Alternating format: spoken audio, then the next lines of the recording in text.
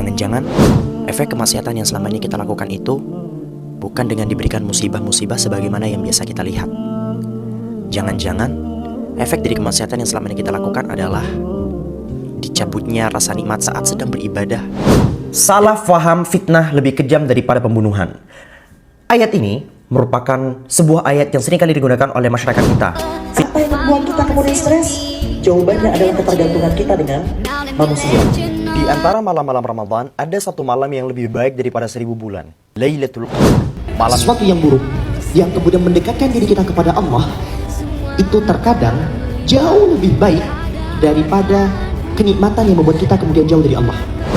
Siapa sih yang gak kenal sosok yang satu ini? Dia adalah seorang pendakwah muda asal Madura yang dikenal dengan panggilan Kadam Sidik. Kini ia sukses dan dikenal oleh masyarakat karena dakwahnya di media sosial, terutama Instagram, TikTok, dan YouTube. Nah, kali ini kita bakal bahas framing memori dan pola pikir audiens dalam konsumsi konten Islami pada akun Kadam Sidik. Check it out! Di sini saya akan menjelaskan tentang materi yang pertama, yakni tentang memori dan berpikir. Yang dimana memori ini adalah ada 3 macam, yaitu perekaman, penyimpanan, maupun pemanggilan. Yang dimana perekaman ini disebut dengan encoding, yang kedua pemanggilan disebut dengan storage, yang ketiga yakni pemanggilan disebut dengan retrieval. Dan untuk pemanggilan ini ada 4 macam. Yang pertama itu peningatan, yang kedua ada pengenalan, yang ketiga ada belajar lagi, dan yang keempat itu ada redintegrasi. Dan teori memori, salah satunya itu adalah teori pengelolaan informasi. Dan selanjutnya yakni berpikir, yang dimana menurut sendiri berpikir adalah ketika kita menyelesaikan suatu masalah, itu ada 2 macam utama, yakni gambaran atau citra yang disebut dengan image. Yang dimana menurut Floyd Elrod sendiri, itu berpikir ada 3 macam, yakni deduktif, induktif, dan evaluatif. Terima kasih. Selanjutnya, framing memori konten. Pada akun Kadam Sidik, mereka menggunakan strategi dengan menggabungkan audio, visual, ayat dan hadis, narasi, dan pengulangan kata kunci agar pesan dakwah dapat diterima dengan baik. Pertama, narasi. Pada akun Kadam Sidik membangun narasi dengan kisah-kisah Rasulullah dan para sahabat seperti menahan emosi, sabar, dan ikhlas sehingga para audiens merasa relevan dengan kehidupannya sehari-hari. Yang kedua, visual dan simbol. Kadam Sidik menggunakan visual dan simbol yang selalu ada ciri khasnya. Dengan apa? Dengan adanya kaligrafi, lalu ayat-ayat, dan juga bentuk-bentuk seperti masjid yang dimana memperkuat spiritualitas sehingga kita langsung tertuju pada akun Kadam Sidik jika melihat simbol tersebut. Yang ketiga, ayat dan hadis. Kadam Sidik selalu menggunakan ayat dan hadis, contohnya seperti sesungguhnya Allah beserta orang-orang yang sabar, yang dimana itu tentunya memperkuat pesan dakwah yang ia sampaikan sehingga para audiens merasa lebih percaya dan lebih yakin akan apa yang ia sampaikan.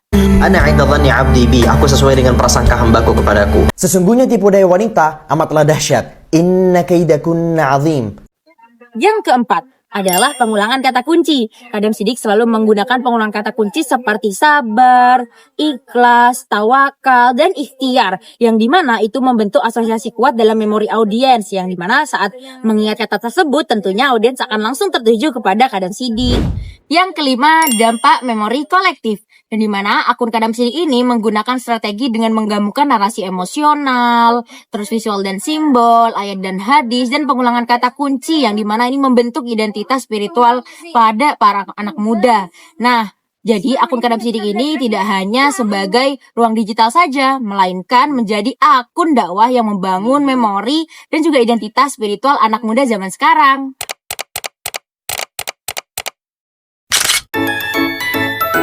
Selanjutnya adalah framing dan citra dalam dakwah digital.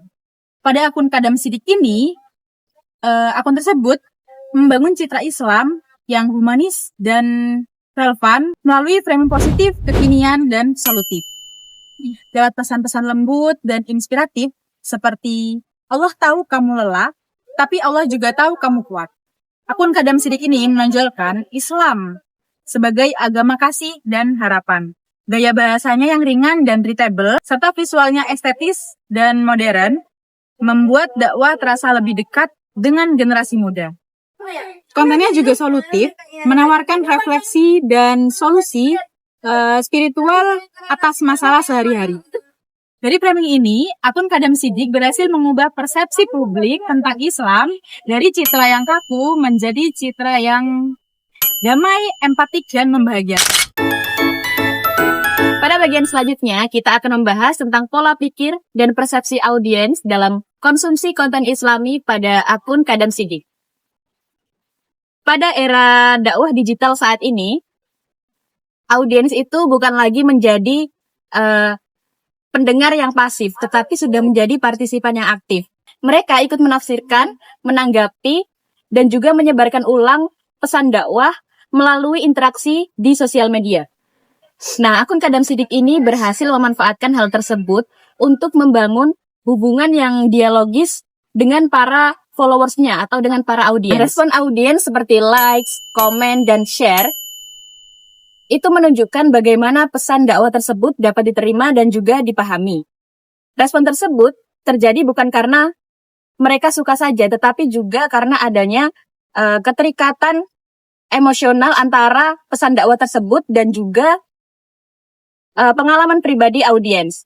Ketika mereka memilih untuk menyebarkan postingan pesan dakwah tersebut, saat itu juga mereka sedang memperluas jangkauan pesan dakwah dan menjadi bagian dari penyebar pesan positif secara langsung. Dan dari proses ini terbentuklah beberapa pola pikir utama. Yang pertama yaitu pola pikir normatif, yang kedua adalah pola pikir pragmatis, yang ketiga yaitu pola pikir reflektif.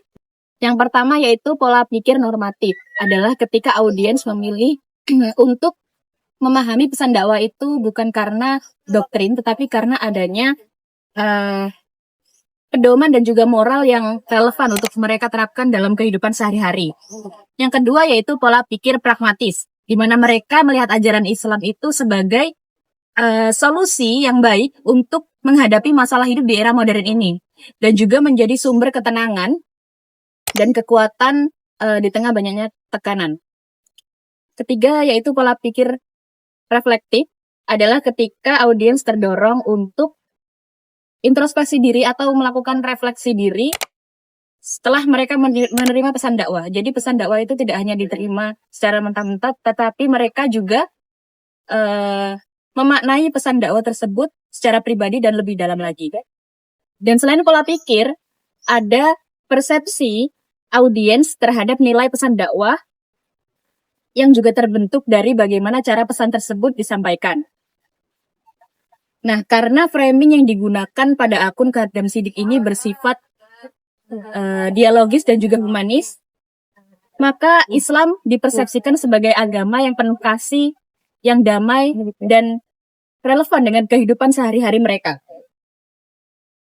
Lalu, melalui visual yang menarik dan juga bahasanya yang ringan yang dibawakan oleh Kadam Sidik ini, Islam itu jadi terlihat dekat dengan kehidupan sehari-hari, bahkan menjadi sumber ketenangan dan memberikan ruang refleksi bagi para umatnya.